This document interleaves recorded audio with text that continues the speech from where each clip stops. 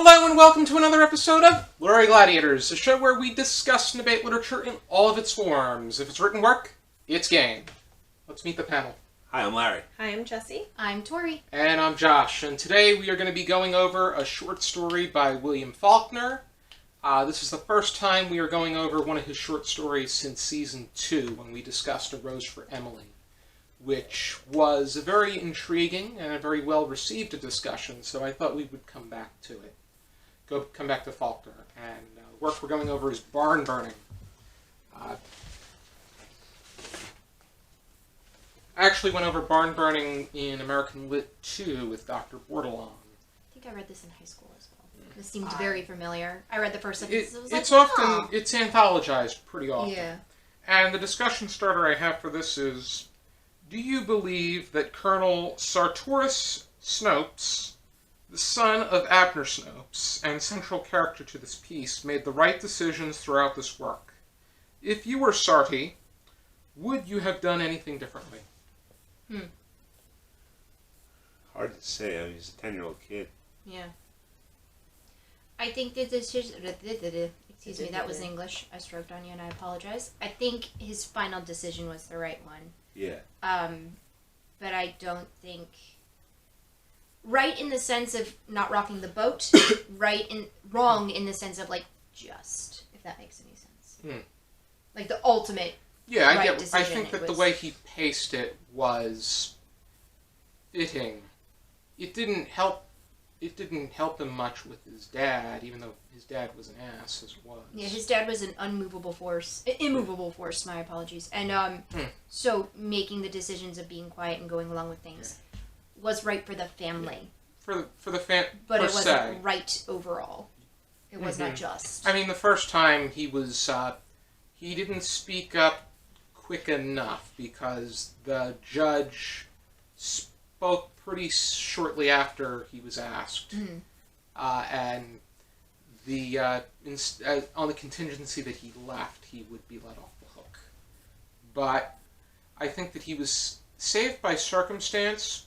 He could have spoken up for the good of humanity, because... that's what I'm referencing, the overall... But, yeah, I think I'm very much in line with what you're saying, because... I mean, his dad was an unmovable force, but he was not a good person at all. Oh, absolutely not. A lot of the times when you see family dynamics like that, that's when he went into Despain's mansion, intentionally stepping in horse excrement, and then going inside, and not just not wiping his feet, but smearing it. Smearing it just to make a point. He's a man who's entitled, or sees himself as entitled to those sort of things.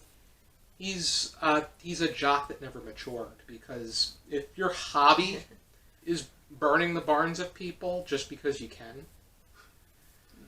Yeah. Well, it's somebody with anger issues, and it's somebody who does not know how to properly take responsibility for things. Yeah. So he lashes out at everyone who's around him, thus the scared as, and helpless pretty family. Much pushing his kids around, pushing the women in his family around.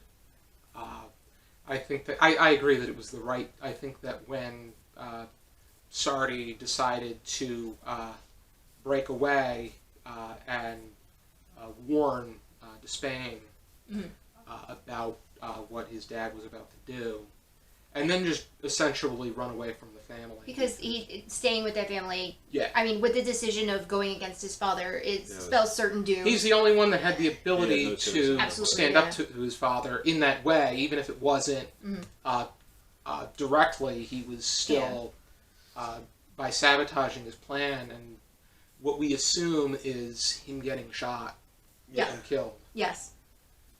So he did the right thing. What you think?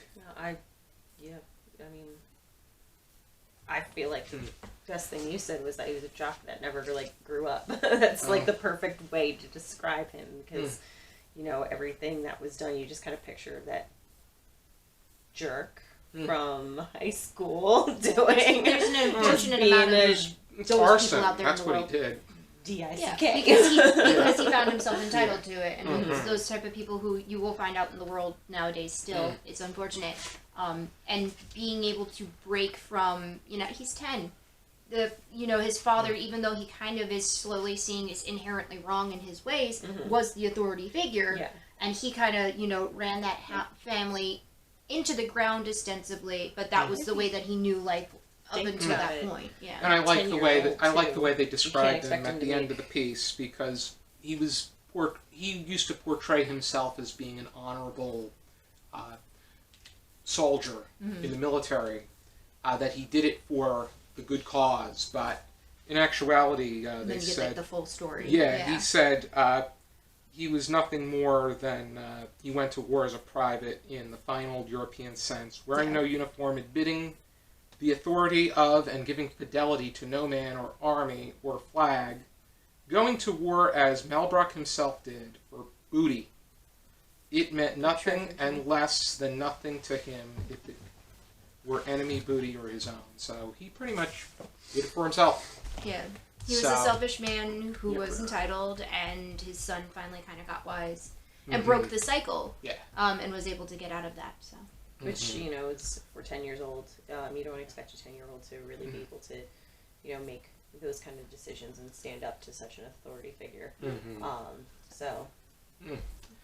And Faulkner was very wordy, too. I would say that much. Yeah. He's very much, I think that seems to be a trend with people like him and Steinbeck. It's where they describe every little detail.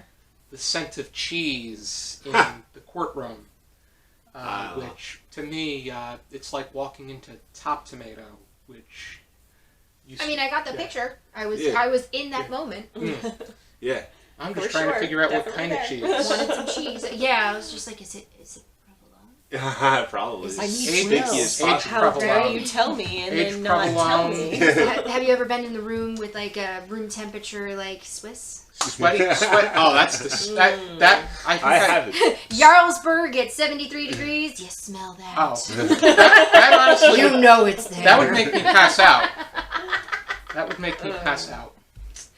I don't know. I like Faulkner. I like his style. I think he's got a charm about him, and I really he makes it work. enjoy. Yes. Alrighty then. Do we have any final thoughts? No. It was a read. We read it. Yeah, it was pretty intriguing, I would say, to the fact that it made you think. But it was, it's a challenging read, but still something to chew on. If you're interested in checking out Barn Burning and William Faulkner's other stories, here is the collected stories of William Faulkner. And thank you for tuning into this video. I hope you check out some more videos from our channel. Be sure to join us next time.